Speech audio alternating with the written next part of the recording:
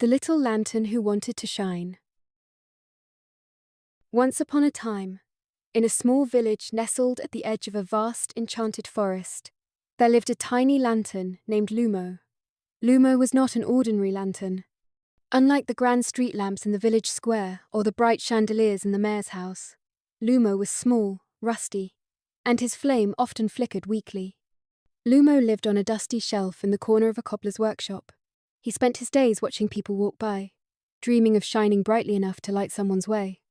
But everyone seemed to have their own bright lamps, and didn't need a small, sputtering lantern like Lumo. One cold, moonless night, a terrible storm swept through the village.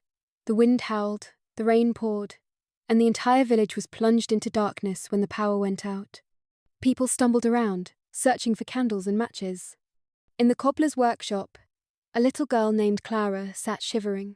She was visiting her grandfather, the cobbler, and was too scared to sleep in the dark. "I wish there was some light," she whispered. Lumo heard her and felt a spark of determination.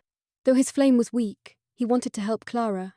"I'll try," he whispered back, though no one could hear him. With all his might, Lumo willed his flame to grow. It flickered, sputtered, and then poof, a warm, steady glow filled the room. Clara's face lit up with delight. "Grandpa, look, this little lantern works," she cried. The cobbler smiled and placed Lumo on the table. His light wasn't the brightest, but it was warm and comforting, enough to keep the darkness at bay.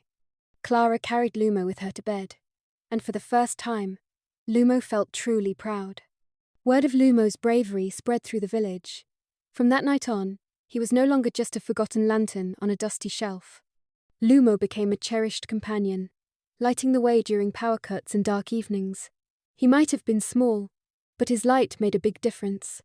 And so, Lumo learned that even the smallest light can shine brightly when it's needed most.